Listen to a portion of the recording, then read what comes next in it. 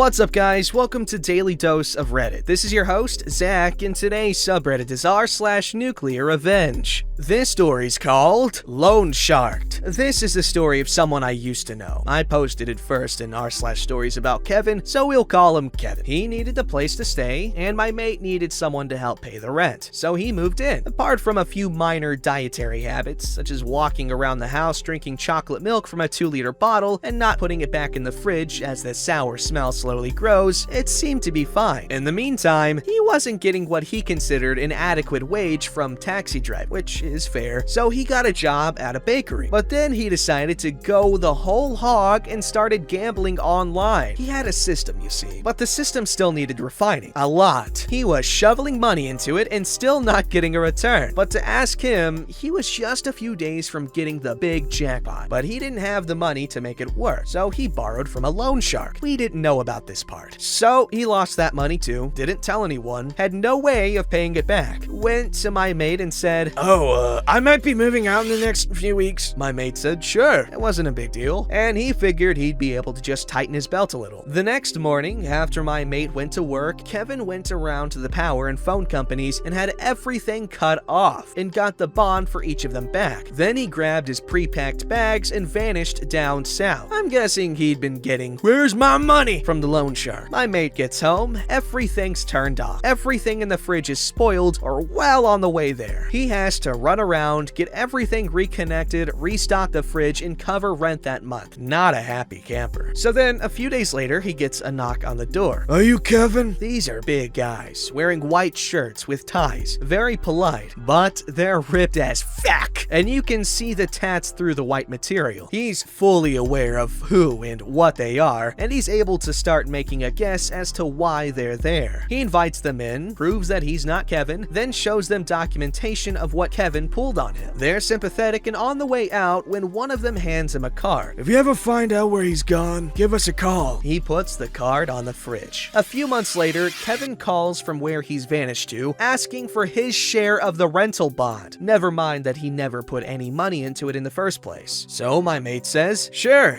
where can I mail it to?" Kevin rattles off an address. "No worries, it'll be on your doorstep before you know it." My mate hangs up, takes the card off the fridge, and makes a call. "So, you wanted to know where Kevin was?" That Christmas, he got a card from the loan shark with $500 in it. Ha! That's baller, man. Okay, I like that. Hey, loan sharks, I know people that need money. Hey, loan sharks! Woo! This story's called My 2019 Was Wild, but with everything finally on the up and up, I can finally tell this story here. After university, late 2018, I fell on rough times and was forced to move back to my hometown. I tried to transfer my job to a new branch in my area, but failed. Thus, I needed to get a new job. I settled for a 20-hour-a-week job at a Bookies with a second bartending job in the evenings. The Bookies is the target for my revenge, which was entirely accidental. Involved are the following: Janelle, my manager's manager; Shay, my manager; Jorge and Gordon, my coworkers; and Kara, a coworker at another store who is relevant later. I ended up working behind the counter as a customer service manager, basically a step up from a cashier. It's fancy when seen on a CV, but there's nothing really to it. I took bets, chatted with customers, helped people with machines, and, for the vast majority of my shift, sat around waiting for something to do. I got on well with my coworkers, or so I thought, and had no major issues. It was 20 hours a week, about £1 more than minimum wage, with a lot of overtime required of me and irregular shift patterns. Though I had no issues with the job beyond how difficult it was to juggle the schedules of both my jobs, in February of 2019, after working for the company for 6 months, I was invited to a probation hearing. It cannot be emphasized enough that it was a probation hearing in which I would have my performance reviewed and, as informed in training, was entitled to a pay raise at the end of it. I arrived that morning to a disciplinary hearing where, without even a shred of evidence, I was accused of 11 different cash discrepancies dating back to early November of 2018, shortly after I'd started, which all amounted to £271 and 36, whatever. All but one of which I'd never heard of before. These had apparently been reported and logged by my manager, Shay, and my coworkers, despite no one saying a word to me at all. Not a whisper in the 5 months this had apparently been occurring. I was told that it was unacceptable. A call was made to HR and I was terminated on the spot and forced to hand hand over my keys and to never set foot in the store again. To my protests, I was told the decision could not be appealed, and I would eventually receive written confirmation of my employment's termination in the post. I didn't let myself slump around and feel sorry for myself. So, on the way home, I opened up Indeed and applied for a bunch of jobs, and before I arrived home, had an interview set up for the next week at what is my current place of work. Now, I was furious, fuming at having gone to what I thought should have been a normal probation hearing and having effectively been called a thief and banned for life from a place I'd never go to anyway. But somehow my parents were angrier and ordered me to let them know when they got into contact with me again. Almost 2 weeks later, I received an email from the company's HR which reiterated the accusations and stated again that I was terminated. My mom sat me down in her kitchen and walked me through a letter response that was 2 parts professional and 3 parts scathing, ripping into them about their unprofessional conduct, their ludicrous claims, their lack of evidence, the holes in their story, because there were quite a few. And finally, the cherry on the cake, the employment laws they'd broken. Now, I didn't want much, just a nice reference, a promise that not a whisper of these accusations would turn up when my new job asked them for a reference, because by then I'd already been offered the job. I then attached the letter to an email to fire back at their HR department. Then I added Janelle's work email, then her boss's email, and finally the holding company that owned the brand, because I wanted to make sure this was seen. A bit of background. The Bookies I worked for is a brand that is owned by an international company. Their name, behind the scenes, is slapped on everything, and they pretty much dictate everything we did. I'm not sure if holding company is the correct term, but I'll stick to that for now. Anyway, I sent this email with a 48-hour window for a response. I received a reply the next day from the same email that my demands were being met. I smirked victoriously and moved on with my life, happy to wash my hands of the entire ordeal. However, I'd set off a chain reaction that I wouldn't know about until 3 months later. 3 months on, I'd settled into my new job, a call center position with double the hours and well over double the pay. I'd gone through training and was settling into my new position when I see a new set of trainees settling in near my team. Among them was Gordon, one of my coworkers from the Bookies. I was stunned. Gordon had been at the Bookies for 6 years when I joined. He was well liked, good at his job, and a favorite of the managers. There was no way he'd been fired. Though I didn't really want to talk to him, as I was of the impression that he, Jorge, and my manager had likely set me up, I did want to know what happened. Luckily, on seeing me in the break room one shift, he sought me out and told me everything. Apparently, my email had been read by the higher-ups in the holding company and had caused a lot of scrutiny to fall onto the Bookies in our town, of which there were 3 in our area that Janelle was responsible for, 2 in my town and a 3rd in a neighboring one. Someone in HR passed a message down to the area manager, Janelle's boss, claiming they wanted things investigated and they wanted results yesterday, causing him to drop everything and descend on our little town with the panic and aggression of a man whose superiors were watching his every breath. He went to Janelle wanting to know why he hadn't been made aware previously that I was apparently stealing money, and why I had been given the keys to the shop and shifts on my own when allegations of that nature were attributed to me, and why hadn't I been put under investigation. Turns out Janelle had in fact put in my employee file that I was under investigation, but had never actually gone through with any of the official procedures for monitoring and investigating me. Shocker. Thus, she had me fired for the accused crime without looking into it at all, falsely claiming otherwise. Thus, the area manager took the dates and amounts of the cash discrepancies, confirmed that they had been reported on those days without my knowledge in Shay's own logbook of the shop's cash, and sent that information on to our security team to investigate. Another little detail is that the CCTV for every shop in the brand is outsourced to a private security company who monitors each shop remotely and has access to all the cameras and video. As was procedure, they looked into the dates mentioned to see if I'd been doing anything untoward. I know I wasn't, and nothing was ever said to me, but they did find something. Turns out money was going missing from the shop, but surprise, surprise, it wasn't me, but Jorge and Shay. They not only set me up for reasons I will never know, but were also falsifying numbers and cash checks on the system to hide it. One thing Shay was caught doing was deliberately shortchanging customers by taking portions of their winnings without them even knowing it. Bear in mind, a lot of our customers were elderly men and women. Gordon claims that he once opened opened the shop after I and Shay had closed the night before and noticed a cash difference, but had been told not to say anything to me as I was under investigation and it could compromise it. He did apologize and I let it go. Needless to say, Jorge and Shay were fired. But it doesn't end there. Our team was small. Including me, there were a total of 4 people working at the store. As they hadn't been able to hire anyone to replace me, Jorge and Shay's termination meant Gordon was the only employee at the busiest shop in our area. Even if they'd been able to get another colleague from the 2 other shops to help out, it wouldn't have been enough to keep the shop open and manage the amount of customers. So they closed the location down until they could get the staff to run it. It was at that point that Gordon handed in his resignation and applied for his job at my work, meaning they had no one. On top of that, Gordon's girlfriend worked in the same shop as Janelle, and she relayed that she was rarely at their store in the other town for the next few weeks before the area manager reported she was fired as well. No reason given to her. I was later issued an apology for everything by the area manager and informed that she, Janelle, was no longer with the company in an email sometime later. But somehow it doesn't end there. With the store I worked at closed, this one being on the high street where most people preferred to go, the only other location in town was the much smaller location in the suburbs, the one where Kara worked. Alone, she suddenly received an influx of customers into her tiny store space and absolutely no support from other staff or upper management. Thus, for her own mental health, having already been overworked and underpaid, running an entire store by herself, she quit, meaning that location had to be closed down too. All of this at the worst possible time, March, when the Cheltenham Festival was occurring, which is a huge moneymaker for the gambling industry, even in a small town like ours. An opportunity the 3 other bookies on the high street reaped the benefits instead of my old place, as the former customers went to them instead. As it currently stands, just over a year later, both shops remain closed and I'm currently entering a job in cybersecurity, the training for which I paid for with my current job. Thanks for firing me, dumbasses. You did me a favor.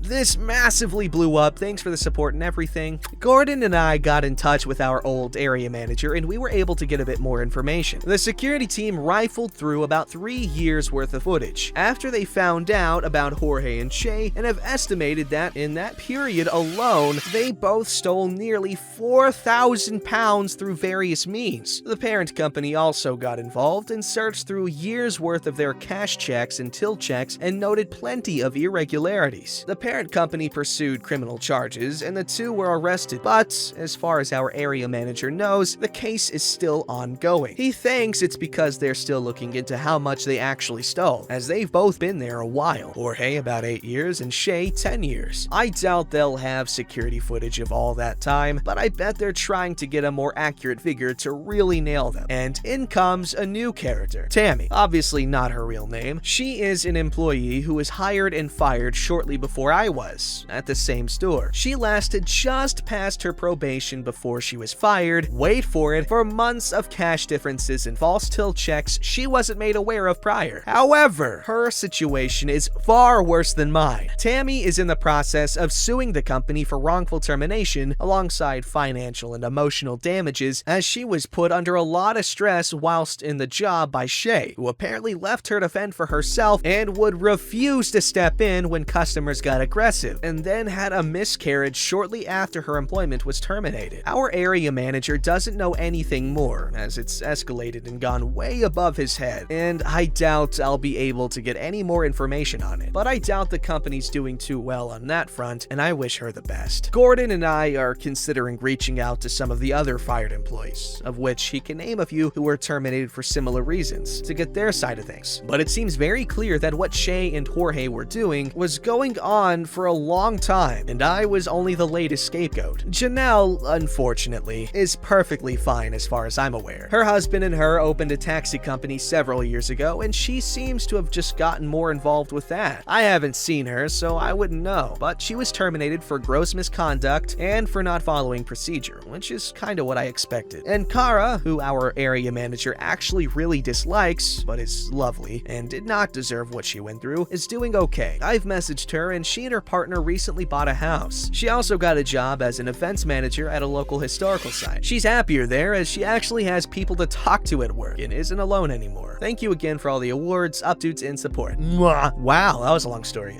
Your mom's really cool for, you know, kickstarting that for you. But moral of the story, people suck.